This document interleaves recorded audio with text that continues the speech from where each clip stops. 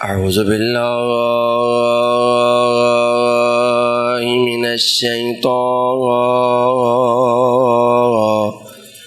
الرجيم.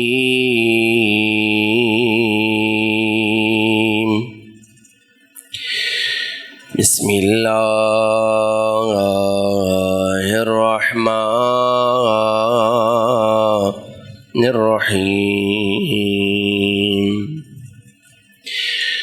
الحمد لله رب العالمين.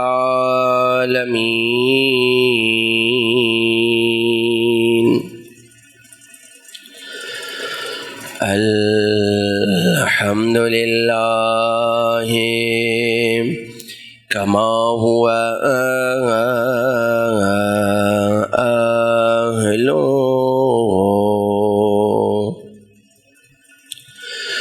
والصلاة والسلام على سيد المرسلين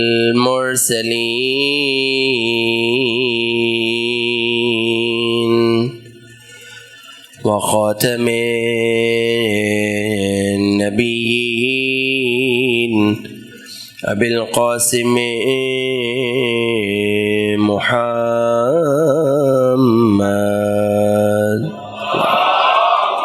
صلى الله وعلى أهل بيته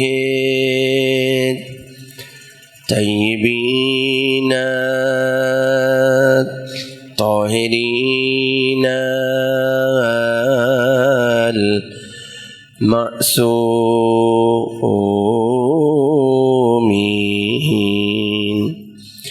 ولعنة الله على أعدائهم أجمعين من الآن إلى قيام يوم الدين۔ اپنے اپنے اعمال کی قبولیت کے لیے، قربت سید الشہداء کے لیے، اپنی اپنی حاجات کی برابری کے لیے، وہ بچے جو امتحانات دے چکے ہیں، دینے والے ہیں، ان کے امتحانات میں کامیابی کے لیے، جن مریضوں کی دعا کے لیے کہا گیا ہے ان کی شفا یابی کے لیے، اور امام زمانہ کے ظہور میں تعجیل کے لیے بآواز بلند صلوات صلی علی محمد۔ اما بعد، قال المعصوم علیہ الصلاۃ والسلام: السلام علی الحسین وعلی علی بن الحسین وعلى أولاد الحسين وعلى أصحاب الحسين الذين بذلوا مهجهم دون الحسين عليه السلام صلوات صلی علی محمد۔ خالق کائنات کی بارگاہ میں دعا کرتے ہیں، پروردگار بانی محفل کا یہ فرش عذاب جانا اپنی بارگاہ میں قبول فرما، تمام عزاداروں کا چل کر ایک ایک قدم آنا اپنی بارگاہ میں قبول فرما۔ پروردگار ان آنسوؤں کو ہمارے لیے توشہ آخرت قرار دے۔ پروردگار تجھے واسطہ محمد و آل محمد کا تمام عزادار جو یہاں تشریف لاتے ہیں ان کی دینی دنیاوی حاجات کو برلا۔ پروردگار تجھے واسطہ محمد و آل محمد کا جہاں جہاں شیعان حیدر کرار آباد ہیں، عزا کے سلسلے کو لے کر چل رہے ہیں، پروردگار ان کی جان، مال، عزت و ناموس کی حفاظت فرما، مومنین کے آپس میں اتحاد اور یگانگت عطا فرما۔ پروردگار تجھے واسطہ محمد و آل محمد کا وہ تمام عزادار جنہوں نے فردن مجھے دعا کے لیے کہا ہے، پروردگار ان تمام عزاداروں کی دعاؤں کو شرف قبولیت عطا فرما۔ ایک مرتبہ سورہ فاتحہ، 3 مرتبہ سورہ اخلاص آج کی اس مجلس کے بانیان کے مرحومین، مرحوم سید وزیر حسن زیدی، مرحوم سید ناصر حسین زیدی، مرحومہ سیدہ کنیز پنجتنی اور خاندان کے دیگر مرحوم مومنین و مومنات، مراج اعظام، شہدائے ملت جعفریہ، بالاخص رہبر معظم آیت اللہ العظمیٰ سید علی حسینی خامنہئی کے لیے، اور بالعموم اپنے اپنے مرحومین کو ذہنوں میں جگہ دیتے ہوئے بسم اللہ الرحمن الرحیم، الحمدللہ رب العالمین، الرحمن الرحیم، مالک یوم الدین، ایاک نعبد و ایاک نستعین، صراط الذین انعمت علیہم غیر المغضوب علیہم ولا الضالین۔ بسم اللہ الرحمن الرحیم، قل هو اللہ احد اللہ الصمد۔ بسم اللہ الرحمن الرحیم، قل هو اللہ احد اللہ الصمد۔ بسم اللہ الرحمن الرحیم، قل هو اللہ احد اللہ الصمد۔ درود پڑھیں محمد والے محمد کی یاد پر۔ اللہ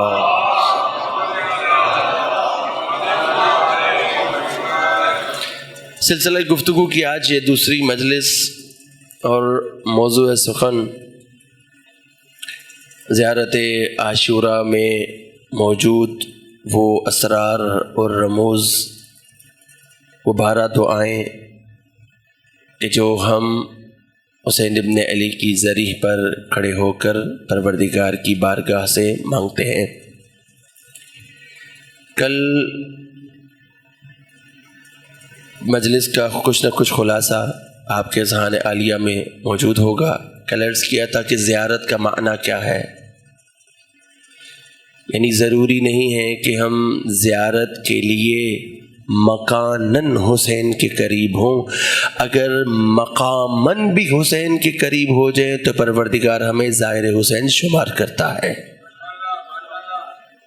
تو اس کے لیے ضروری کیا ہے کہ ہم زیارت کے معنی کو سمجھ سکیں۔ کل عرض کیا تھا زیارت یعنی عدول اختیار کرنا، دوری اختیار کرنا۔ تو سب سے پہلے انسان نے اپنے نفس سے باہر نکلنا ہے، اپنے نفس سے دوری اختیار کرنی ہے۔ مختصر کروں تو مجھے میں سے باہر نکلنا ہے۔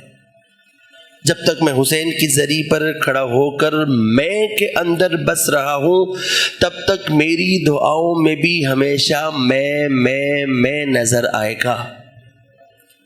تو سب سے پہلے مجھے عدول اختیار کرنا ہے، دوری اختیار کرنی ہے، اپنے اس نفس سے چھٹکارا حاصل کرنا ہے، اور پھر اپنے آپ کو آب جاری حسین ابن علی میں اس طرح سے غرق کرنا ہے کہ میں بھی اس مقام کو حاصل کر سکوں۔ کس مقام کو؟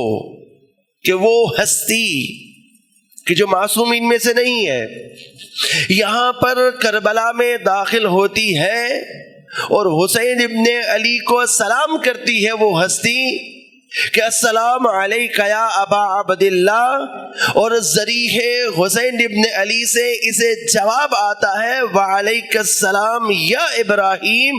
یہاں سلام کا جواب آتا ہے، اب ابراہیم نہیں رہتا، ابراہیم مجاب بن جاتا ہے۔ کون ابراہیم مجاب؟ کیا مقام عطا کیا پروردگار نے کہ آپ اور میں جب ذریح حسین ابن علی پر وارد ہوتے ہیں اور حسین کو سلام کر کے باہر نکلتے ہیں تو اب ہمارا رخ ابراہیم مجاب کی طرف ہوتا ہے۔ مجھے زیارت عاشوراء کو دیکھنا ہے کہ کس طرح سے میں بھی ابراہیم مجاب جیسی منزل کو حاصل کر سکوں۔ ابراہیم مجاب کیا معصومین میں سے ہے؟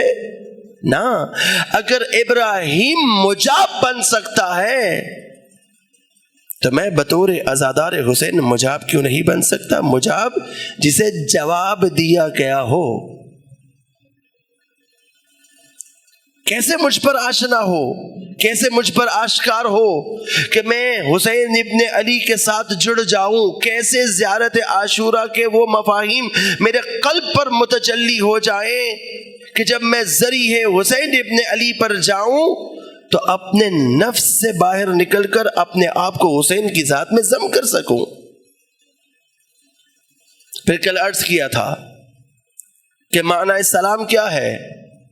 کل ایک میسج ریسیو ہوا کہ آقا اس نقطے کی سمجھ نہیں آئی، اور خوشی ہوئی کہ الحمدللہ ہم تمہید باندھنے میں کسی حد تک کامیاب ہو گئے۔ سوال اس چیز کی دلیل ہوتی ہے کہ ہم سمجھنا چاہ رہے ہیں، ہم سننا چاہ رہے ہیں۔ سلام کا معنی مختلف کیسے ہے؟ توجہ کیجئے گا، ایک اور مثال آپ کی سماعتوں کو ہدیہ کرنا چاہتا ہوں۔ قرآن معجزہ ہے، اور کب تک کے لیے معجزہ ہے؟ تا قیام قیامت۔ قرآن وہی رہے گا۔ آج سے 1400 سال پہلے پیغمبر کے قلب پر جو قرآن نازل ہوا، یہ معجزہ قرآن ہے کہ 1400 سال گزرنے کے بعد بھی قرآن نہیں بدلا۔ لیکن قرآن کی آیت ہر زمانے میں علیحدہ تفسیر پیش کرتی نظر آتی ہے۔ یہ معجزہ قرآن ہے۔ اور معجزہ قرآن یہ بھی ہے کہ قرآن میں پروردگار نے کوئی مفہوم تکرارن بیان نہیں کیا۔ توجہ کیجئے گا، قرآن میں پروردگار نے کسی مفہوم کو تکرار، آپ کا سر نہ ہلانا بتا رہا ہے نہیں، تکرار ہے۔ اگر تکرار ہو، ہم اس کے قائل ہو جائیں کہ یہ تکرار ہے، تو اس کا مطلب یہ ہے کہ خدا ایک ہی بات بار بار کرتا ہے، جبکہ وہ تو حکیم ہے۔ جب تک اس کی حکمت نہ ہو تب تک وہ بات نہیں پہنچاتا، اور ہر دفعہ اس کی حکمت مختلف ہے۔ تو جب ہر دفعہ اس کی حکمت مختلف ہے تو پتہ یہ چلا کہ قرآن میں کوئی تکرار موجود نہیں ہے۔ جب ہم قرآن کھول کر دیکھتے ہیں تو سب سے پہلے ہمیں تکرار نظر آتی ہے کیا؟ 114 سورتوں میں 113 سورتوں کی ابتدا میں بسم اللہ کی تکرار ہے۔ توجہ کیجئے گا، 113 صورتوں میں بسم اللہ کی تکرار ہے، اور قرآن میں 114 دفعہ بسم اللہ موجود ہے۔ 114ویں دفعہ کہاں پر آئی؟ وہاں جہاں پر جناب سلیمان نے خط لکھا ہے، اور خط کی ابتدا بسم اللہ الرحمن الرحیم سے کی ہے۔ تو کیا یہ مطلب تکراری نہیں ہے؟ توجہ، اسے بھی چھوڑ دیجئے، آگے بڑھیے۔ مشہور سورہ آپ تلاوت کرتے ہیں، سورہ رحمان۔ سورہ رحمان میں کتنی دفعہ آیا؟ فَبِأَيِّ آلَاءِ رَبِّكُمَا تُكَذِّبَانِ؟ تو کیا یہ تکرار نہیں ہے؟ ہر آیت کو چھوڑ کے دوسری آیت فَبِأَيِّ آلَاءِ رَبِّكُمَا تُكَذِّبَانِ۔ چلیں اسے بھی چھوڑ دیجئے، آ جائیے پروردگار سورہ مدثر میں 4 دفعہ اس آیت کو تکرار کرتا ہے، وَلَقَدْ يَسَّرْنَا الْقُرْآنَ لِلذِّكْرِ فَهَلْ مِن مُدَّكِرٍ۔ ہے کوئی، ہم نے قرآن کو آسان بنا دیا ہے کوئی جو تم میں سے قرآن میں نصیحت حاصل کر سکے؟ بسم اللہ کی تکرار، فَبِأَيِّ آلَاءِ رَبِّكُمَا تُكَذِّبَانِ تکرار، وَلَقَدْ يَسَّرْنَا الْقُرْآنَ لِلذِّكْرِ فَهَلْ مِن مُدَّكِرٍ تکرار۔ کئی جگہ پر پروردگار کہتا ہے جنات تجری من تحتها الانہار تکرار۔ ابھی تو آپ کہہ رہے تھے قرآن معجزہ ہے، قرآن میں تکرار نہیں ہے، تو یہاں بسم اللہ تکرار ہے، فَبِأَيِّ آلَاءِ رَبِّكُمَا تکرار ہے، وَلَقَدْ يَسَّرْنَا الْقُرْآنَ لِلذِّكْرِ فَهَلْ مِن مُدَّكِرٍ تکرار ہے۔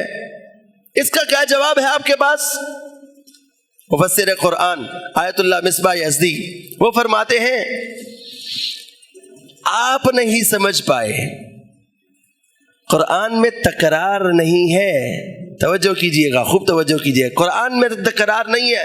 کہ یہ جو بسم اللہ کا معنی آپ کرتے ہیں کہ شروع اس کے نام سے جو بڑا رحمان اور رحیم ہے، یہ آپ نے اپنی بساط کے مطابق کیا ہے، ورنہ ہر سورہ کی ابتدا میں موجود بسم اللہ کا معنی بھی سورہ کے مطابق ہے۔ یعنی جب پروردگار کہتا ہے بسم اللہ الرحمن الرحیم الف لام میم معنی اور، جب پروردگار کہتا ہے بسم اللہ الرحمن الرحیم تاسیم میم معنی اور، جب پروردگار کہتا ہے بسم اللہ الرحمن الرحیم الف لام میم را معنی اور، جب پروردگار کہتا ہے بسم اللہ الرحمن الرحیم قل هو اللہ احد معنی اور۔ اچھا تو پھر ادھر کیا کہیں گے جہاں فَبِأَيِّ آلَاءِ رَبِّكُمَا تُكَذِّبَانِ ہے، تو یہاں پر آقا فرماتے ہیں کہ ہر آیت کا معنی پچھلی اور اگلی آیت کو دیکھ کر کیا جائے گا۔ ہمیں سمجھ نہیں آئی، ورنہ پروردگار ہو ہی نہیں سکتا۔ عام آدمی سے ہم یہ توقع نہیں کرتے کہ وہ ایک معنی بار بار تکرار کرے، ایک جملہ بولے۔ مجھے بتائیے اگر کوئی ایک جملہ بولے اور پھر اس کے بعد بار بار کہے اے گروہ جن و انس تم پروردگار کی کون کون سی نعمت کو ٹھکراؤ گے، پھر ایک آیت پھر اے گروہ جن و انس تم پروردگار کی کون کون سی نعمت کو ٹھکراؤ گے، کہا کہ یہاں پر اس پروردگار کی نعمت سے مراد وہ نعمت ہے جو سابقہ آیت میں گزر چکی ہے، یعنی ہر آیت کا معنی مختلف ہے۔ اب آئیے یہ جو کل میں نے عرض کیا تھا کہ پروردگار کہتا ہے سلام علی ابراہیم، سلام علی الیاسین، سلام قولا من رب الرحیم، سلام علی من اتبع الہدی، وَإِذَا جَاءَكَ الَّذِينَ يُؤْمِنُونَ بِآيَاتِنَا فَقُلْ سَلَامٌ عَلَيْكُمْ وَإِذَا خَاطَبَهُمُ الْجَاهِلُونَ فَقَالُوا سَلَامًا۔ تو ہر آیت کے اندر معنی سلام مختلف ہے، تو مجھے کیسے پتا چلے گا؟ جیسے جیسے مخاطب بدلتا جائے گا معنی سلام بھی بدلتا جائے گا۔ اب یہ وہ سلام نہیں ہے جو آپ اور میں ایک دوسرے کو سلامتی کا میسج دے رہے ہیں، تو پھر یہ کون سا سلام ہے؟ تو وہ حسین جس کے صدقے میں پروردگار سلامتیاں بانٹتا ہے، میری اوقات کیا کہ میں اسے کہوں آپ پر سلامتی ہو، تو پھر یہ کون سا سلام ہے؟ یہ سلام سلام اطاعت ہے کہ میں حسین ابن علی سے کہہ رہا ہوں مولا یہ میرا جسم میرا نہیں ہے، یہ آپ کا ہے، آپ کی بارگاہ میں پیش کرتا ہوں، یہ مال میرا مال نہیں ہے، یہ اولاد میری اولاد نہیں ہے۔ ایک دفعہ حسین کے نام کر کے تو دیکھیں کتنا بڑا انعام پروردگار آپ کو عطا کر رہا ہے حسین کو سلام کرنے کے نتیجے میں، کہ جب آپ کا اور میرا رخ حسین ابن علی کی زری پر ہوتا ہے اور ہم سب کی سب چیزوں کو اٹھا کر مولا کی بارگاہ میں پیش کرتے ہوئے یہ کہتے ہیں کہ مولا یہ سلام اطاعت ہے، میرا جسم میرا نہیں، آپ کی بارگاہ میں پیش کرتا ہوں، اولاد میری نہیں، آپ کی بارگاہ میں دیتا ہوں۔ ایک دفعہ کر کے تو دیکھیں حسین برکت کیسے ڈالتے ہیں۔ اب سمجھ میں آتا ہے کہ وہ جو ہمارے بزرگ بچپن میں یہ کہا کرتے تھے، دسترخوان لگتا تھا، دادی بیٹھ کر کہتی تھی پہلے کہو بتصدق امام جعفر صادق علیہ السلام صلی اللہ علیہ وسلم۔ کیوں کہتی تھی؟ کہتی تھی کہو بتصدق حسین ابن علی الشہید۔ کیوں کہتی تھی؟ اس لیے کہ یہ کھانا عام کھانا ہے، لیکن جب اسی کھانے کو نسبت حسین سے دے دو گے پروردگار اس میں برکت عطا کر دے گا۔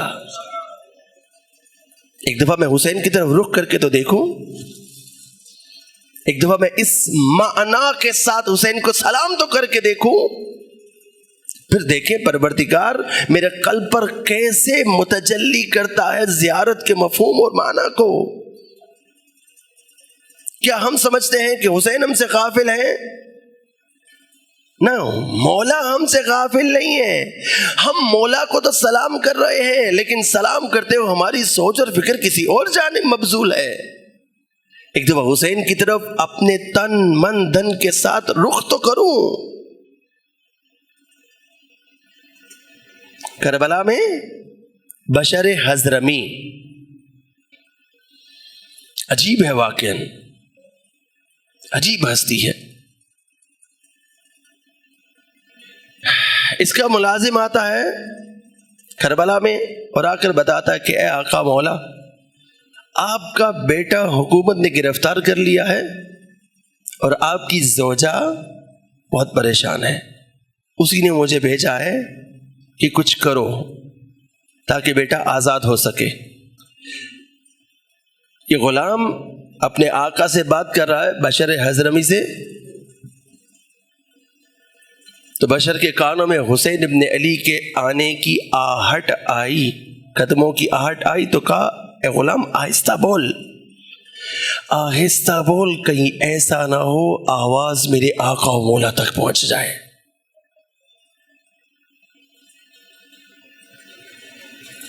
حسین آئے، اب عبداللہ نے پوچھا بشر کیا بات ہے؟ کہا مولا کچھ نہیں، کیسے ہو سکتا ہے اگر میں نے اپنے آپ کو آب جاری حسین ابن علی کے ساتھ متمسک کر لیا ہے تو حسین کو میرے قلب کی کیفیت معلوم نہ ہو، کیسے ہو سکتا ہے؟ کہا مولا کچھ نہیں۔ کہا بشر جانتا ہوں تیرا بیٹا گرفتار ہو گیا ہے۔ غلام سے کہا جا جس خیمے میں تبرکات پڑے ہیں فلاں کرتا اٹھا کر لے آ۔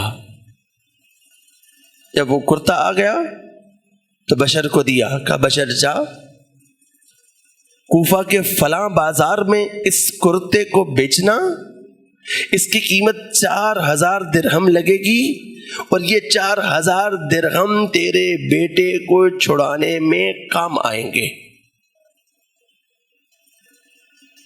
ہمارا کروڑوں سلام ہو بشر حضرمی پر۔ اگر میں ہوتا، میں آپ کی بات نہیں کرتا، میں اپنی بات کرتا ہوں، اگر میں ہوتا تو میرے پاس جواز آ جاتا نا، مولا نے خود مجھے کرتا دیا ہے، مولا نے خود مجھے کہا ہے جا بشر کوفہ میں جا اور جا کر اس کرتے کو بیچ، 4000 درہم ملیں گے، ان 4000 درہم کے عوض تیرا بیٹا چھوٹ جائے گا۔ میرے پاس جواز آ جاتا، لیکن سلام ہو بشر پر۔ بشر کہتا ہے مولا اس صحرا کے جانور مجھے کھا جائیں اگر آپ کو دشت کربلا میں چھوڑ کر میں چلا جاؤں۔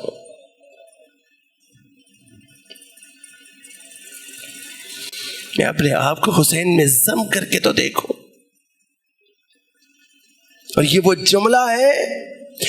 جملہ ہے کہ جب آپ اور میں جا کر حسین کی ذریعے پر السلام علیکم یا ابا عبداللہ کہتے ہیں تو ساتھ ہی گنج شہیدہ میں کھڑے ہو کر کہتے ہیں السلام علیکم یا انصار دین اللہ، سلام ہو ان لوگوں پر جو حسین کے ساتھ دین کو بچانے میں کام آ گئے۔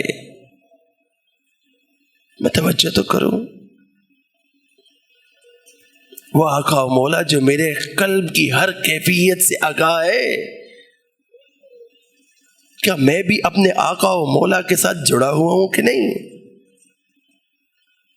اب جب میں اس طرح سے کھڑے ہو کر سلام کروں گا کہ میرے مد نظر یہ بات ہے کہ مجھے ایسا سلام حسین ابن علی کو کرنا ہے کہ جس سلام کے نتیجے میں میں سر اطاعت کو خم کرتے ہوئے اپنی تمام کی تمام چیزیں حسین ابن علی کی بارگاہ میں پیش کر رہا ہوں، تو آپ مجھے بتائیے کیا میں کسی کا حق ماروں گا؟ کیا میں کسی کا حق کھاؤں گا؟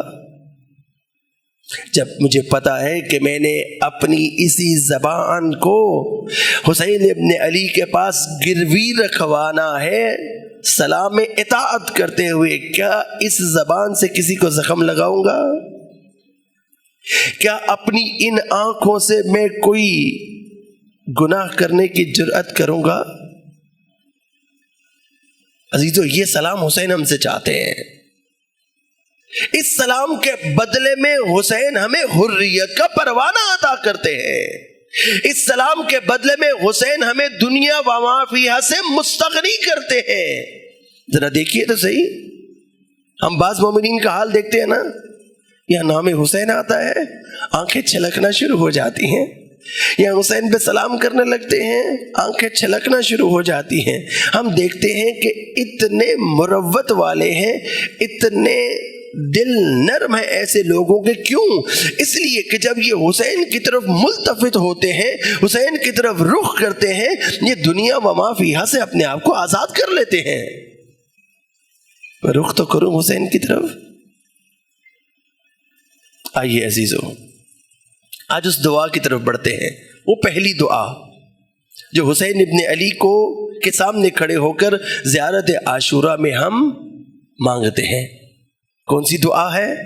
بِأَبِي أَنْتَ وَأُمِّي لَقَدْ عَظُمَ مُصَابِي بِكَ. یہ دعائیہ پہلا جملہ زیارت عاشورہ کا. فَأَسْأَلُ اللَّهَ الَّذِي أَكْرَمَ مَقَامَكَ وَأَكْرَمَنِي بِكَ. خوب توجہ کیجیے گا. اے پروردگار، تجھ سے سوال کرتا ہوں.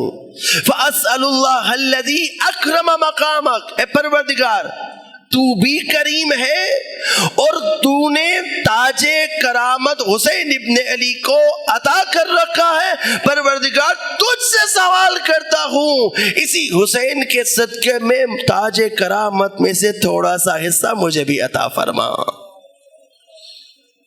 اللہ اکبر. کیا جملے ہیں؟ اکرمنی بک، مجھے بھی مکرم بنا دے.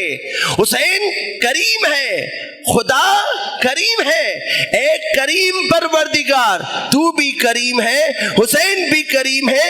اس عزادار کو بھی اس تاج کرامت میں سے تھوڑا سا حصہ عطا فرما. یعنی میں نے کیا دعا کی؟ پروردگار مجھے مکرم بنا دے. مکرم جس پر کرم کیا گیا ہو. مکرم کا معنی کیا ہے؟ توجہ کیجئے گا. وہ سورہ ہے کہ جسے ہم کم و بیش روز تلاوت کرتے ہیں. روز نہ تلاوت کریں، کوئی مر جائے تو انشاءاللہ ہم اس کو ضرور کھولتے ہیں. سورہ یاسین کیا کہتے ہیں؟ بسم اللہ الرحمن الرحیم. وجاء من اقصى المدینہ رجل یسعى. دور دراز علاقے سے ایک شخص دوڑتا ہوا آیا اور آ کر کیا کہا؟ اے لوگو، مرسلین کی اتباع کرو. یہ کون لوگ ہیں اور یہ رجل کون ہے جسے قرآن رجل کہہ رہا ہے؟ یہ وہ ہے کہ جو بنی اسرائیل کا ایک کارپینٹر ہے، حبیب نجار. حبیب نجار اپنی قوم سے کہتا ہے کہ تم لوگوں نے طاغوت کو تسلیم کر رکھا ہے. کیا کر رہے ہو؟ مرسلین کی اتباع کرو. یہ ہے موسیٰ پروردگار کا برگزیدہ. پیغمبر کو چھوڑ کر تم فرعون کی اطاعت پر لگے ہوئے ہو. آج بھی دیکھیے کیفیت یہ نہیں ہے. یہ مسلمان ملک کیا کر رہے ہیں؟ یہ طاغوت کے سائے میں بیٹھے ہوئے ہیں. اور ہمارے ملک میں موجود سادہ لوگ مسلمان یہ کہتے نظر آتے ہیں کہ خبردار، خانہ کعبہ ہماری ریڈ لائن ہے. خانہ کعبہ تمہاری ریڈ لائن نہیں ہے، تمہاری ریڈ لائن کچھ اور ہے. یہ طاغوت کو قبول کرنے والے ملک میں اللہ کا گھر موجود ہے، اسی ملک میں وقت کے طاغوت کو اڈے دے رکھے ہیں. تو اس کا مطلب ہے کہ اللہ کا گھر تو موجود ہے لیکن دل میں خدا موجود نہیں ہے. اسی لیے جب 8 ذی الحجہ کو حسین ابن علی نے حج کو ترک کر کے دشت کربلا کا رخ کیا تھا تو حسین نے یہ پیغام دیا تھا. کیا پیغام دیا؟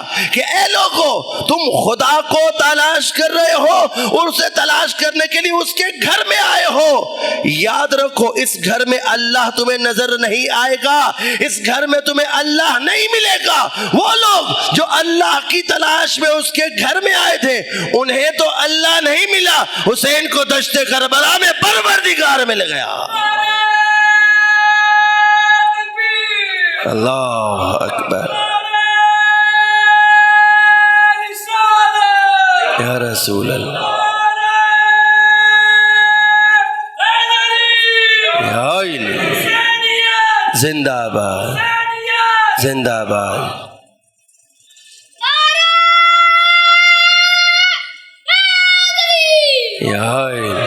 نعرے کو پورا کیا کریں. یزیدیت یزیدیت یزیدیت یزیدیت. کیوں؟ اس لیے کہ آج ہمارے ہی ممبروں سے یہ کہا جا رہا ہے کہ یزیدیت مرد آباد کے نعرے سے سیاست کی خوشبو آتی ہے. کیا ہو گیا ہمیں؟ کس طرف چل پڑے ہیں؟ وہ جو کہتے تھے کہ یہ ہماری ریڈ لائن ہے، اس پر حملہ ہوا تو ہم نہیں دیکھیں گے. آج کون سا آگے اسلامی ملک ہے؟ آج اسی ریڈ لائن والے ملک نے ہمارے مقدسات پر حملہ کیا. اب تمہاری زبان پر آبلے پڑ گئے ہیں کیا؟ اب پاکستان کا کوئی مفتی بکواس نہیں کرتا؟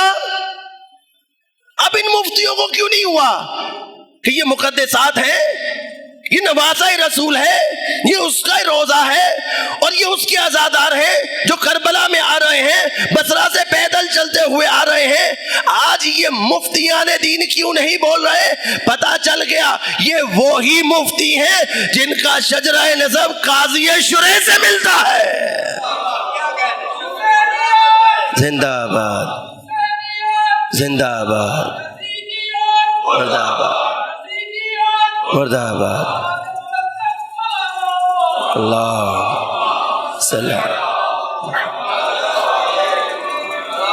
وجاء رجل من اقصى المدینہ، آ گیا وہ شخص حبیب نجار اور آ کر قوم کو کہا کہ طاغوت کو چھوڑو، طاغوت کا کیوں پیروی کر رہے ہو؟ موسیٰ موجود ہے، موسیٰ کا رخ کرو. اس نے تبلیغ کرنا شروع کی. پھر بیچارے کے ساتھ وہی ہوا جو ہمارے معاشرے میں مولوی کے ساتھ ہوتا ہے.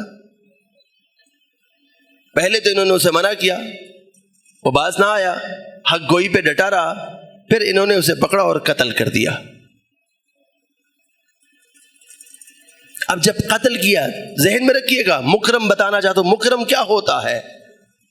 اب جب قتل کیا ہے تو پروردگار کی آواز کیا آتی ہے؟ بما غفر لی ربی وجعلنی من المکرمین. اللہ اکبر، توجہ کیجئے گا. بما غفر لی ربی وجعلنی من المکرمین، میں بھی مکرم بننا چاہتا ہوں. حسین ابن علی کے واسطے سے ذریعہ حسین پہ کھڑا ہو کر پروردگار سے دعا کرتا ہوں، پروردگار تو نے تاج کرامت حسین کو دیا ہے، اس تاج کرامت میں سے تھوڑا سا حصہ مجھے بھی بتا کر تاکہ میں بھی مکرم بن جاؤں. اور پروردگار کہتا ہے یہ جو حبیب نجار مارا گیا، بما غفر لی ربی وجعلنی من المکرمین، جب یہ قتل ہو گیا تو پروردگار کہتا ہے ہم نے اس کے سارے گناہوں کو معاف کر کے مکرم بنا کر جنت میں داخل کر دیا. یعنی کیا مطلب؟ یعنی مکرم بننے کی پہلی صفت یہ ہے کہ پروردگار مکرم بنانے سے پہلے انسان کے سارے گناہوں کو معاف کر دیتا ہے. اس کا مطلب میں زیارت عاشورہ میں جب پروردگار سے یہ کہتا ہوں کہ میں حسین کے صدقے میں مکرم بننا چاہتا ہوں، تو مکرم بننے کی پہلی خصوصیت پروردگار حسین کے صدقے میں میرے تمام گناہوں کو بخش دیتا ہے.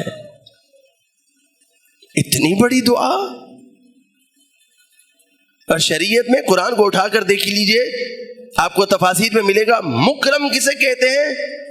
فی جنات مکرمون، یعنی جنت کا ایک درجہ وہ ہے کہ جس میں پروردگار مکرمین کو رکھے گا. اور میں یہاں حسین کے صدقے میں پروردگار سے کہہ رہا ہوں پروردگار مجھے مکرم بنا دے. یعنی دوسری چیز یہ کہ جنت میں کسی چھوٹے طبقے کو میں حسین کے صدقے میں نہیں مانگ رہا، بلکہ مکرمین کی جنت پروردگار سے مانگ رہا ہوں. کون سی مکرمین کی جنت؟ مکرم کون ہے؟ وہ جس کے پروردگار تمام گناہوں کو معاف کر دیتا ہے. اور مکرم صرف اور صرف وہ شخصیت قرار پاتی ہے جو دین اسلام کی راہ میں پروردگار کی تمام تر تعلیمات کی تبلیغ کرتے ہوئے اپنی آخری سانسوں تک اس پر قربان کرتے ہیں. تاج کرامت کیوں مانگ رہا ہوں؟ توجہ کیجئے گا. کیوں مانگ رہا ہوں تاج کرامت؟ اس لیے پوری دعا کیا ہے؟ فَأَسْأَلُ اللَّهَ الَّذِي أَكْرَمَ مَقَامَكَ وَأَكْرَمَنِي بِكَ. کیوں؟ أَن يَرْزُقَنِي طَلَبَ ثَأْرِي مَعَ إِمَامٍ مَنْصُورٍ مِّنْ أَهْلِ بَيْتِ مُحَمَّدٍ صلی اللہ علیہ وآلہ. درود پڑھے محمد وآل محمد پر. اللہ صلی علی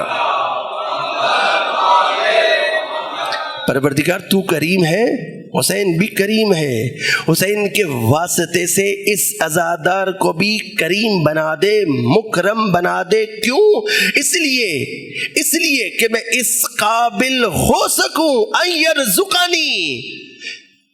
یہ رزق کا پہلا درجہ ہے جو میں زیارت عاشورہ میں مانگ رہا ہوں، وہ رزق نہیں جو میں کھاتا پیتا ہوں۔ پروردگار وہ رزق عطا کر اس مکرم بننے کے صدقے میں کہ جب امام منصور آ جائے میں بھی حسین کے خون کا بدلہ لینے والوں میں شامل ہو سکوں۔ کتنی بڑی چیز مانگ رہا ہوں، میں توجہ تو کروں۔ اتنی بڑی بارگاہ سے پروردگار مجھے حسین کے صدقے میں عطا کیا کرنا چاہتا ہے؟ کل عرض کیا تھا کہ یہ زیارت عاشورہ پروردگار کے الفاظ ہیں، خود معصوم نے فرمایا، یعنی پروردگار۔ ایک اور نکتہ، کہاں کھڑا ہوں؟ حسین کی بارگاہ میں کہاں کھڑا ہوں؟ ذریعہ حسین پر۔ میں کون ہوں؟ زائر حسین ہوں، حسین سے مانگ رہا ہوں، عطا پروردگار کر رہا ہے۔ اللہ اکبر، اللہ اکبر۔ کریم کسے کہتے ہیں؟ کریم کون ہوتا ہے؟ میں جو پروردگار سے کہہ رہا ہوں مجھے کریم بنا دے، حسین کے واسطے سے یہ تاج کرامت تو نے حسین کو عطا کیا، مجھے بھی اس میں سے تھوڑا سا حصہ عطا فرما، یہ کریم کہتے کسے ہیں؟ کریم وہ شخص ہوتا ہے، کریم وہ ہستی ہوتی ہے، کریم وہ ذات ہوتی ہے جس کے سامنے اگر کوئی آ کر اپنے آپ کو گرا دے تو یہ کریم ہستی اس وجود کو گرا ہوا دیکھ کے برداشت نہ کرے، اٹھائے اور سینے کے ساتھ لگا لے۔ توجہ نہیں ہوئی، توجہ نہیں ہوئی۔ اب سمجھ آتی ہے، توجہ کیجیے گا، اب سمجھ آتی ہے کہ جب حر نے آ کر اپنے آپ کو حسین کے سامنے گرایا ہے، چونکہ کریم ہے، حر کو دیکھا گرا، برداشت نہ کر سکے، اٹھایا ہے، سینے کے ساتھ لگا لیا۔ اللہ اکبر، اللہ اکبر، یہ ہے کریم۔ اب جب میرا رخ ہوگا کریم حسین کی طرف کہ مجھے کرامت حسین سے لینی ہے، تو مجھے بتائیے کیا میں اپنے سامنے گرے کسی شخص کو برداشت کر سکوں گا؟ کیوں؟ مجھے پروردگار نے مکرم بنایا ہے، اور میں بھی لوگوں کو مکرم جانوں گا۔ جو میرے سامنے گر گرا رہا ہے، جو میرے سامنے گر گیا ہے، جو میرے سامنے اپنی حاجت بیان کر رہا ہے، میرے پاس موجود ہے، دینے کی استطاعت رکھتا ہوں، تو جب میں کریم بن جاؤں گا تو پھر میرے ذہن میں یہ نہیں آئے گا کہ میرا رزق کم ہو جائے گا، بلکہ میرے اندر موجود صفت کریمیت مجھے ہلا کر کہے گی کہ تیرے پاس موجود ہے، اس گرے ہوئے کو اٹھا، اسے عطا کر دے۔ میں رخ تو کروں حسین کی طرف، کیا یہ چھوٹی چیز ہے؟ اس کا مطلب ہے کہ امام منصور کے قافلے میں داخل ہونے کی پہلی شرط بھی مکرم ہونا ہے۔ اسی لیے تو پروردگار نے مجھے کہا کہ میں حسین کے سامنے کھڑے ہو کر اس تاج کرامت کو طلب کروں پروردگار سے۔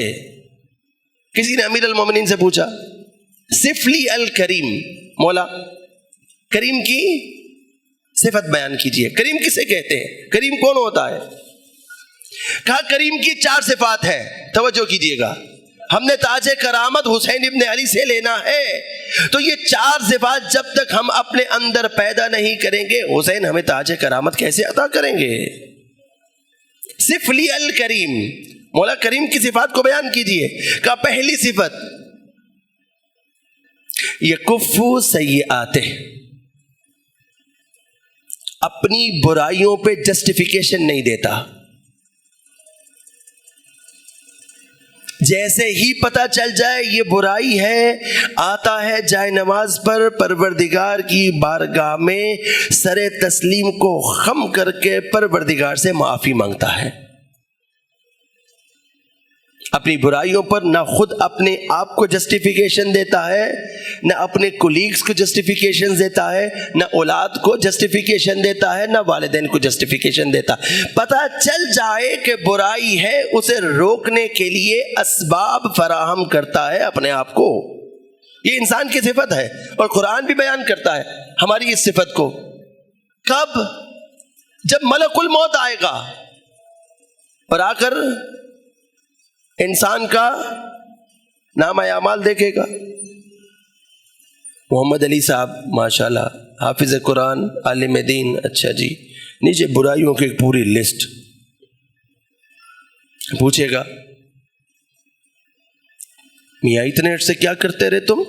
پروردگار نے تمہیں مہلت دی تھی، تم نے پروردگار کی طرف توجہ کیوں نہیں کی؟ اب چونکہ اس انسان کی فطرت میں ہوگا کہ یہ جسٹیفیکیشنز دیتا ہے، اس وقت ملک الموت کو بھی جسٹیفیکیشن دے گا۔ کنا مستضعفین فی الارض، ہم تو زمین میں مستضعف ہو گئے تھے۔ کریم کی پہلی صفت کیا کرتا ہے؟ اپنے آپ کو برائیوں سے بچاتا ہے، جسٹیفیکیشنز نہیں دیتا۔ دوسری چیز، یعفو مع القدرہ، قدرت رکھنے کے باوجود لوگوں کو معاف کر دیتا ہے۔ اب میں ایک دفعہ اپنے گریبان میں جھانک کر دیکھوں، کیا میں کریم ہوں؟ کیا میں واقعی قدرت رکھتے ہوئے لوگوں کو معاف کرتا ہوں؟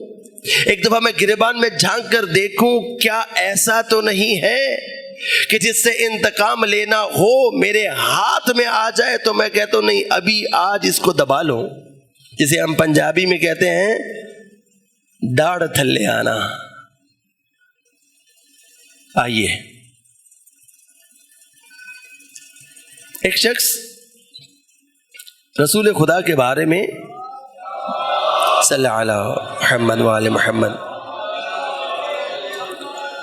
مذمت میں اشعار کہا کرتا تھا۔ تو ایک دن اللہ کے رسول نے اپنے اصحاب کو لیا اور جا کر اس شاعر کو اٹھا کر لے آئے، ہاتھ پاؤں بندھے ہوئے تھے۔ تو اللہ کے رسول نے اپنے اصحاب سے کہا کہ جاؤ اور جا کر اس کی زبان کاٹ دو۔ کریم کون ہے؟ کہا اس کی زبان کاٹ دو۔ اصحاب نے لیا، لے گئے، اس کی زبان کاٹنا چاہتے تھے کہ امیر المؤمنین کا وہاں سے گزر ہوا۔ اب جب دیکھا تو ایک شخص کی زبان کاٹی جا رہی ہے، کہا کیا کر رہے ہو؟ کہا اللہ کے رسول نے کہ اس کی زبان کاٹ دو۔ کہا نہیں، جو اللہ کے رسول نے جملہ بولا ہے وہی جملہ بتاؤ۔ کیوں کہا وہی جملہ بتاؤ؟ اس لیے کریم ہی سمجھتا ہے کریم کیا کہہ رہا ہے۔ اللہ اکبر، کریم ہی سمجھتا ہے کہ کریم کی زبان کیا ہے۔ کہا یہ جملہ بولا تھا، کہا ہٹ جاؤ، پیچھے ہٹ جاؤ، اسے چھوڑ دو۔ چھوڑ دیا۔ اب تھے نا کچھ لوگ، پیچھا کیا امیر المومنین کا، دیکھا علی نے کیا کیا ہے، تو علی نے نہ صرف یہ کہ اسے چھوڑ دیا، سواری دی، کچھ پیسے دیے اور کہا جا چلا جا۔ اب جنہیں شوق تھا چغلی لگانے کا آئے اور آ کر کہا یا رسول اللہ، علی نے وہ کر دیا ہے۔ کہا کیا کیا ہے؟ کہا آپ نے کہا تھا زبان کاٹ دو، علی نے زبان بھی نہیں کاٹی، اسے کچھ بھی نہیں کہا، الٹا پیسے دیے، سواری دی اور اسے شہر سے نکال دیا۔ اب وہ ہمارے چنگل سے نکل گیا۔ کہا تم نہیں سمجھے، علی نے میری بات کو پورا کر دیا ہے۔ ابھی یہ جملہ بولا تھا کہ وہ شخص پلٹ کر آیا، وہی جو رسول خدا کے خلاف بولا کرتا تھا آج رسول کے سامنے بیٹھ کے رسول کے حق میں شعر بول رہا ہے۔ اللہ اکبر،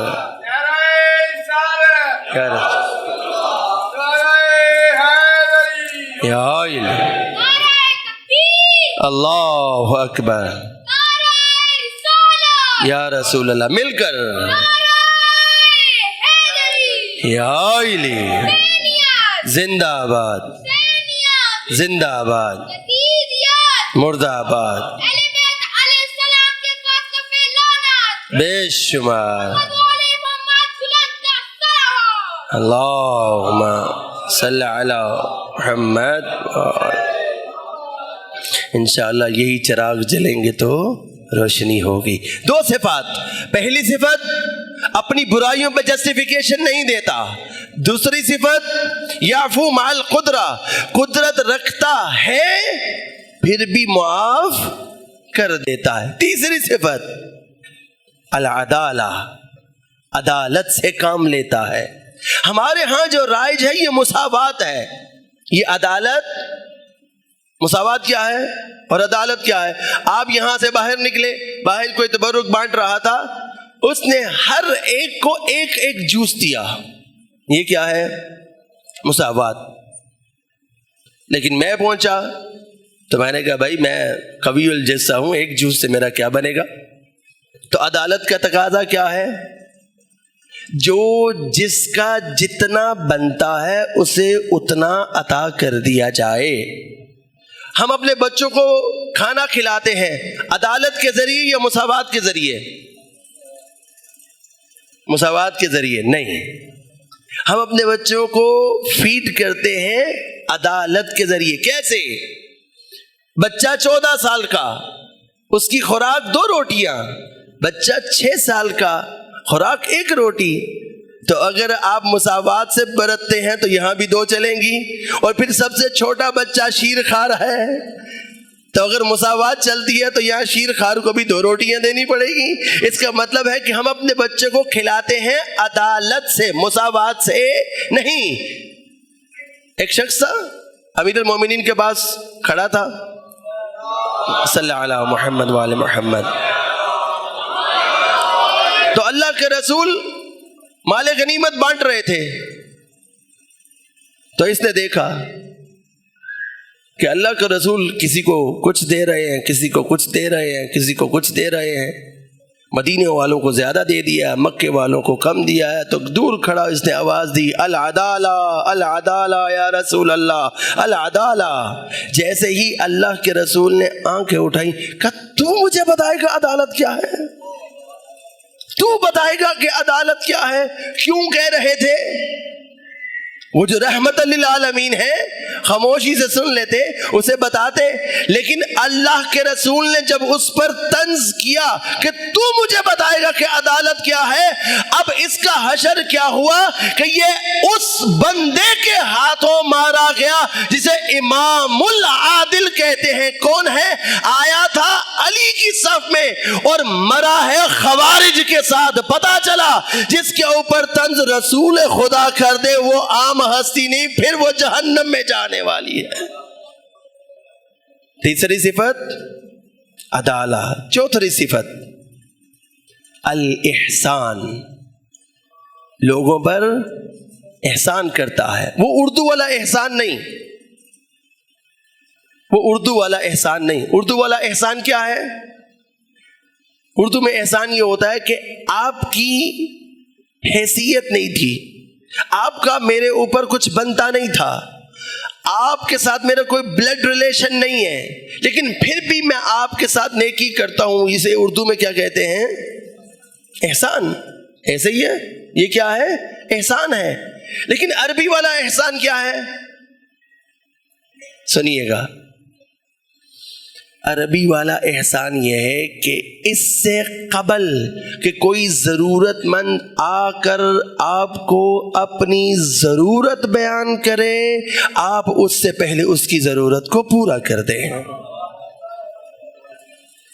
بچے بیٹھے ہوئے ہیں، جوان تشریف فرما ہے، اکثر چونکہ میرا ایک شعبہ کونسلنگ کا بھی ہے جوانوں کے ساتھ، اکثر جوانوں سے یہ سنا ہے بات کرتے ہوئے کہ آغا ہمیں سمجھ نہیں آتی کہ والد کیا چاہتا ہے اور والدہ کیا چاہتی ہیں۔ آج تجھے بولنے کے لیے پروردگار نے زبان دے دی ہے اور تو کہہ رہا ہے کہ مجھے اپنے والدین کی سمجھ نہیں آتی کہ وہ کیا چاہتے ہیں. کل جب تو بول بھی نہیں سکتا تھا انہیں سمجھ آتی تھی کہ تو کیا چاہتا ہے.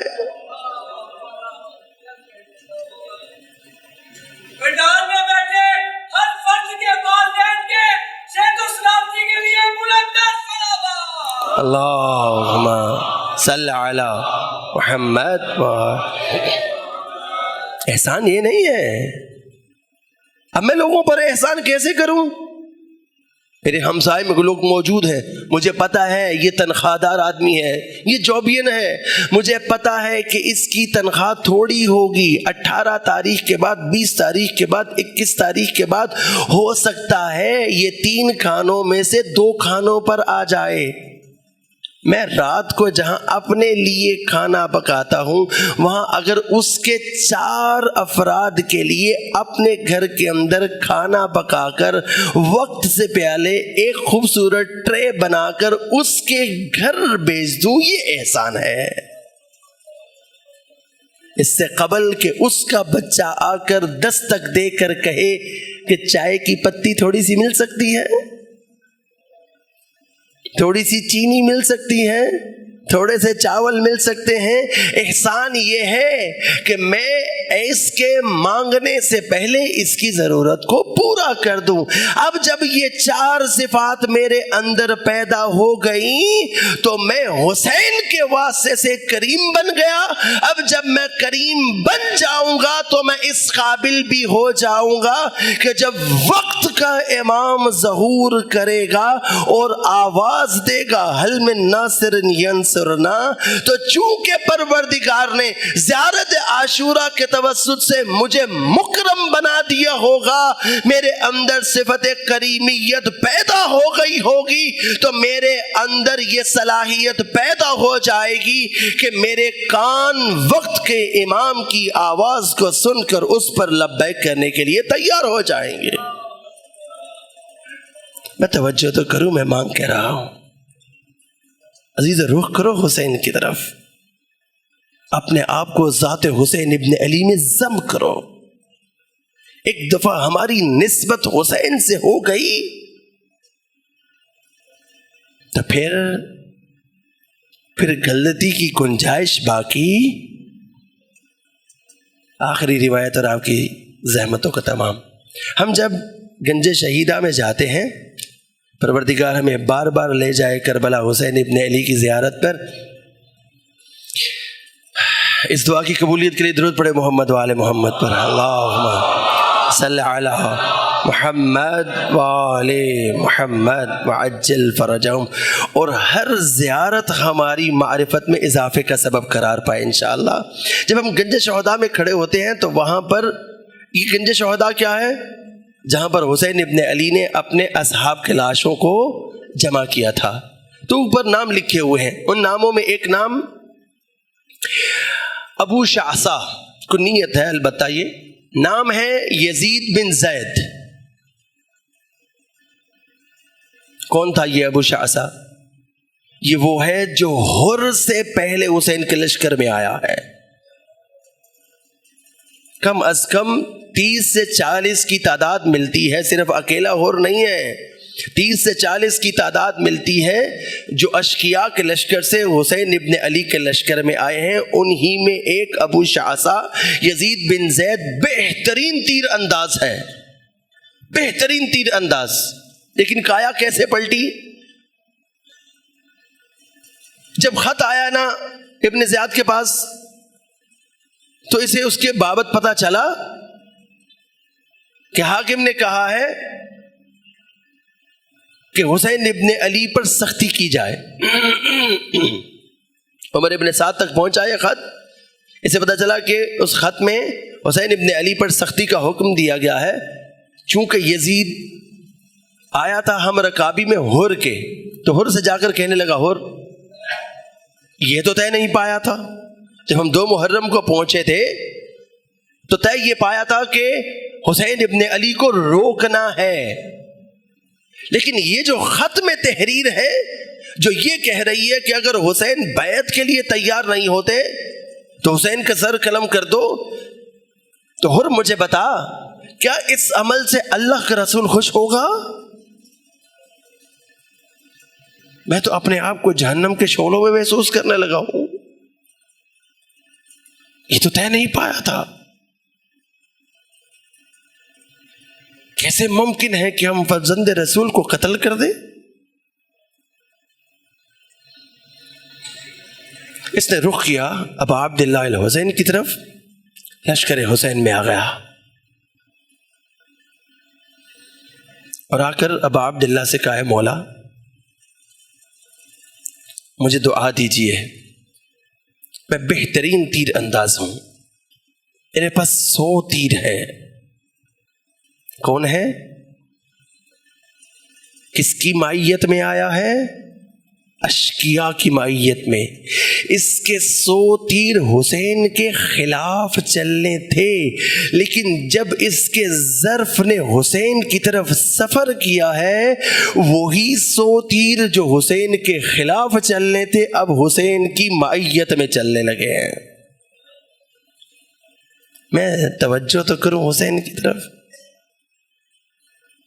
کہا مولا مجھے دعا دے کہ میرا ایک تیر بھی خطا نہ جائے، ہر تیر نشانے پر لگے، میرا ہر تیر دشمن کے کلیجے کو چھلنی کرتا ہوا چلا جائے۔ امام نے دعا دی، روایت میں بھی ہے اور میرا دل کہتا ہے، جب جب ابو شعثا نے تیر چھوڑا ہوگا بالحسین کہہ کر چھوڑا ہوگا۔ جب 100 تیر چلا دیے نا اس نے، آیا ابا عبداللہ الحسین کے پاس اور آ کر کہنے لگا، مولا 100 تیر چلا چکا ہوں، آپ کی دعا سے کوئی بھی تیر خطا نہیں گیا ہے۔ توجہ، آپ کی دعا سے کوئی بھی تیر خطا نہیں گیا ہے، یعنی اگر حسین دعا دے دے تو اس کا مطلب ہے خطا کی گنجائش ختم ہو جاتی ہے۔ توجہ تو کروں، اپنے آپ کو حسین کے ساتھ جوڑوں تو صحیح۔ اب آیا مولا کے پاس اور آ کر کہنے لگا کہ مولا تیر تو ختم ہو گئے، اب خود لڑنا چاہتا ہوں، مولا اجازت دیں۔ ابو شعثا کو اجازت ملی ہے، گھوڑے پر بیٹھا جہاد کرتا چلا جا رہا ہے۔ اب جب محسوس کیا کہ گھوڑے کی گردن مانے ہے، میں اپنے دشمن کو 2 لخت نہیں کر پا رہا، تو گھوڑے سے نیچے اترا اور اتر کے رجز پڑا اور کہا کہ میں جو کبھی ابو شعثا تھا، میں جو کبھی ابو شعثا تھا، اب میری مقام اور منزلت کے لیے یہی کافی ہے، انی ناصر للحسین، پروردگار نے مجھے حسین کا ناصر بنا دیا ہے۔ عزیزو، رخ کرو حسین کی طرف، یہ جو مجھے سلام کرنا ہے، ایسا سلام کرنا ہے کہ میری توجہ حسین ابن علی کی طرف ہو جائے، حسین کی ذریعے سے مجھے بھی سلام کا جواب آئے، میں بھی مجاب بن کر روز محشر پروردگار کے سامنے پیش ہو سکوں۔ بس عزادارو، یہیں سے ہم کل اپنے مطالب کو لے کر آگے چلیں گے۔ آج ایک ایسے مکرم کا ذکر کرنا چاہتا ہوں کہ جس نے اپنے خیمے کو حسین ابن علی کے ساتھ نہیں لگایا۔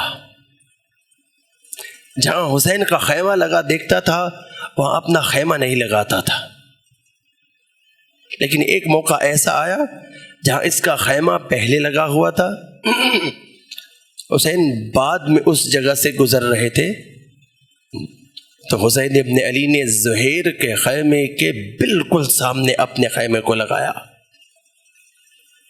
اور ابو الفضل العباس سے کہا، جاؤ زہیر سے کہو حسین بلاتا ہے۔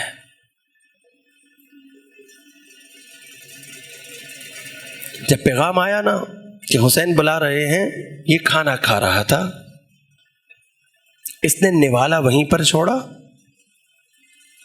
زوجہ نے پوچھا زہیر کیا بات ہے؟ کہا قاصد حسین آیا ہے، خدا کی قسم یہ وہی وقت ہے جس کے بارے میں اللہ کے رسول نے مجھے بتایا تھا، یہ وہی وقت ہے۔ لیکن پھر دوبارہ نوالا اٹھا رہا تھا کہ زوجہ زہیر نے کہا زہیر جاتا کیوں نہیں؟ کہا خدا کی قسم حسین موت کی طرف سفر کر رہا ہے، حسین موت کی جانب بڑھ رہا ہے۔ زوجہ زہیر نے کہا کہ ایک دفعہ جا کے سن تو صحیح حسین کہنا کیا چاہتے ہیں۔ تاریخ لکھتی ہے کہ جب زہیر خیمہ حسین میں داخل ہو رہا تھا چہرہ اتنا مضطرب اور پریشان تھا، نہیں معلوم، مقتل گنگ ہے اس بارے میں کہ زہیر و حسین کے بارے میں درمیان کیا مکالمہ ہوا۔ لیکن جب زہیر خیمہ حسین سے باہر نکلا ہے چہرہ اتنا مطمئن تھا، اپنے خیمے میں آیا ہے اور آ کر اپنی زوجہ سے کہتا ہے کہ میں تجھے طلاق دیتا ہوں، جا آج تجھے راہ خدا میں آزاد کر رہا ہوں، تجھے تیرا مہر دے رہا ہوں۔ اور یہ کہتے ہوئے زہیر نے خیمے میں موجود اپنے خود کو اٹھایا، اپنے سر پر رکھا، اپنی زرہ کو پہنا، اپنی تلوار کو حمائل کیا، اور وہی زہیر جو کچھ دیر پہلے وہاں خیمہ نہیں لگاتا تھا جہاں حسین کا خیمہ موجود تھا، اب اتنی جلدی ہے زہیر کو کہ خیمے کی رسیوں کو کھولتا نہیں ہے، چاقو سے کاٹتا ہوا کہہ رہا ہے کہ جلدی حسین کے پاس خیمے کو لگانا ہے۔ رخ کرو عزادار حسین کی طرف، حسین تمہیں مکرم بنانا چاہتے ہیں۔ زوجہ زہیر نے کہا زہیر خود تو جا رہا ہے، مجھے کیوں چھوڑ کر جا رہا ہے؟ جب جملہ سنا نا کہ مجھے کیوں چھوڑ کر جا رہا ہے تو سر جھکایا اور کہا کہ تو جانتی ہے کہ عربوں کے ہاں یہ رواج ہے، مردوں کو قتل کر دیا جاتا ہے، خواتین کو اسیر بنا کر لے جاتے ہیں۔ جیسے ہی یہ جملہ سنا نا زوجہ زہیر نے تو کہنے لگی میں نے سنا ہے حسین کے ساتھ اس کی بہن زینب بھی آئی ہے۔ تڑپ گیا زہیر، تڑپ گیا، کہا تو اپنا مقایسہ حسین کی بہن زینب سے کرتی ہے؟ کہاں حسین کی بہن زینب اور کہاں تو اس کی کنیز؟ تو نے سوچ بھی کیسے لیا؟ کوئی آگے بڑھ کر زینب کو قیدی بنائے گا؟ میں ہاتھ جوڑ کے عرض کروں گا کاش زہیر تو شام غریبہ میں آتا، آ کر دیکھتا زینب کی چادر کو لوٹا گیا، سکینہ کو تماچے مارے گئے، آ کر دیکھتا زہیر اسی حسین کی بیٹی کے کانوں سے دروں کو چھینا گیا۔ اجرکم علی اللہ، اجرکم علی اللہ، اجرکم علی اللہ، اجرکم علی اللہ۔ خدا ان آوازوں پر رحم کرے۔ ایک منزل پیش کرنا چاہتا ہوں۔ خولی کو جب گرفتار کیا ہے نا مختار نے تو کہا بتا تو نے کربلا میں کیا کیا ہے؟ کہا امیر مجھ سے نہ پوچھ، میں نے کربلا میں کیا کیا ہے؟ کہا کچھ ایسا بتا جو لکھا جا سکے، تو نے کیا ظلم کیا ہے؟ کہا امیر 3 کام میں نے ایسے کیے ہیں کہ جو خود بھی سوچتا ہوں تو کبھی کبھی حیران ہوتا ہوں۔ کہا کیا کیا کربلا میں؟ کہا کربلا میں سب کچھ لوٹا جا چکا تھا، جب میں داخل ہوا نا دشت کربلا تو میں نے دیکھا تمام تبرکات لوٹے جا چکے ہیں، لیکن ایک خیمے میں ایک بیمار موجود تھا، اس بیمار کے نیچے ایک بستر موجود تھا۔ کہا میں آگے بڑھا، وہ بستر کھینچنا چاہتا تھا، ایک لمحے کو میرا دل نرم ہوا کہ یہ بیمار ہے، لیکن پھر دل میں آیا اگر میں نے بستر چھوڑ دیا کوئی اور آ کر لے جائے گا۔ کہا میں نے اس بیمار کے نیچے سے بستر کھینچا، یہ بیمار دشت کربلا میں اونتے منہ گر گیا۔ اجرکم علی اللہ، اجرکم علی اللہ کا دوسرا کام کیا تھا؟ کا دوسرا کام عجیب تھا، امیر مجھ سے نہ پوچھ، کا بتا کا جب دشت کربلا میں دیکھ رہا تھا کوئی اور چیز بھی مجھے مل جائے، اتنے میں نے ایک چھوٹی بچی کو دیکھا جس کے کانوں میں درے موجود تھے۔ کہا میں آگے بڑھا، جیسے ہی میں آگے بڑھا بچی ڈر کے مارے پیچھے ہٹ گئی، اپنے ہاتھوں کو کانوں پر رکھ کر کہنے لگی یہ میرے بابا نے مجھے دیے تھے، یہ میرے بابا نے مجھے دیے تھے۔ کہا مجھے بڑی جلدی تھی، اگر میں اس سے مانگتا شاید مجھے دے دیتی، لیکن امیر مجھے اتنی جلدی تھی، میں آگے بڑھا، میں نے اس کے کانوں سے دروں کو کھینچا، اب جب کھینچا بچی چلائی، رخ کیا نجف کی طرف، دادا علی اجرکم علی اللہ، اجرکم علی اللہ کا تیسرا کام کیا کیا؟ تیسرا کام کیا کیا؟ کہا جب میں تبرکات لوٹ رہا تھا میں نے دیکھا تمام بیویوں کی چادریں لوٹی جا چکی ہیں، صرف ایک بیوی باقی ہے جس کے سر پر چادر رہ گئی ہے۔ کہا میں آگے بڑھا، میں نے دیکھا وہ کوئی اور نہیں حسین کی بہن زینب ہے۔ کہا میں آگے بڑھا، میں نے اس کی چادر پر ہاتھ ڈالا، لیکن زینب نے اپنے دونوں ہاتھوں سے اپنی ابا کو پکڑ رکھا تھا۔ زینب اپنی ابا چھوڑنے کے لیے تیار نہیں تھی۔ میرے پاس ایک تازیانہ تھا، میں نے تازیانہ اٹھایا، ہوا میں لہرایا، زینب کے سر پر مارا، زینب کے سر کی کھال ادھڑ گئی، خون جاری ہوا۔ زینب نے رخ کیا ہوگا فرات کی طرف، آ میرے بھیا باز دیکھ، تجھے زینب کی چادر پہ بڑا ناز تھا۔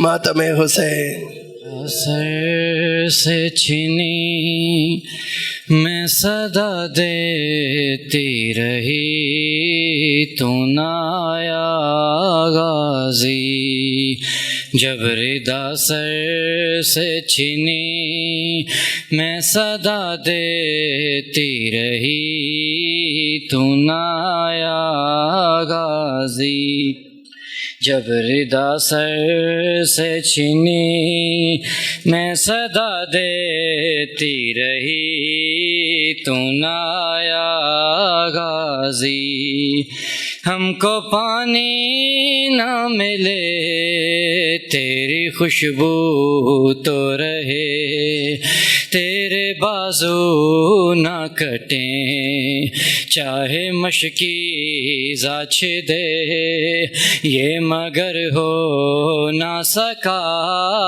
تیرے بازو ہیں جدا، مجھ پہ ہے تشنہ لبی تو نہ آیا غازی، جب ردا سر سے چھینی میں صدا دیتی رہی، تو نہ آیا،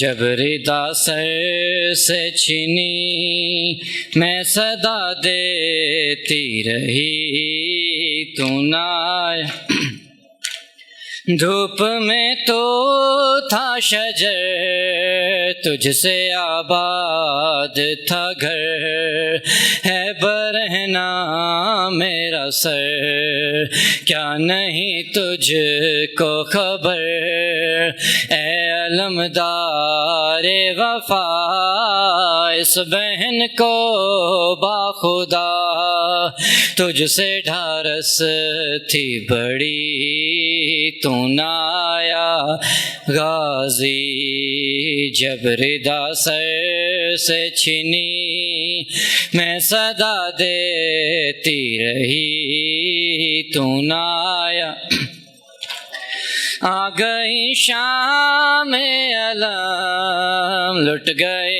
اہل حرم، ریت پر جلتی ہوئی ہو گیا ٹھنڈا عالم، پرسہ دینے کے لیے مجھ سے ملنے کے لیے آ گئے بابا علی تو نہ آیا غازی، جب ردا سر سے چھینی میں صدا دیتی رہی تو نہ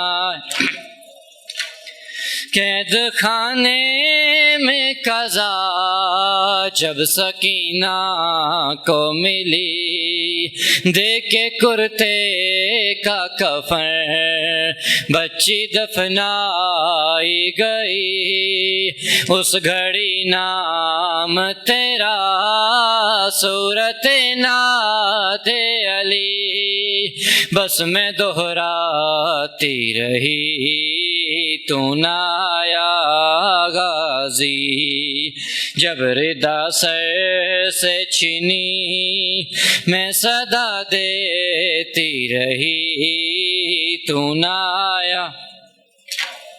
کتنی بے بس تھی بہر اے شہنشاہ وفا، نام لے لے کے میرا جب یہ ظالم نے کہا، ناز تھا جس پہ تجھے اب بلاؤ نہ اسے، اور میں روتی رہی تو نہ آیا غازی، جب ردا سر سے چھینی میں صدا دیتی رہی تو نہ آیا غازی، جب ردا سر سے چھینی میں صدا دیتی رہی تو نہ آیا غازی۔ صلوات۔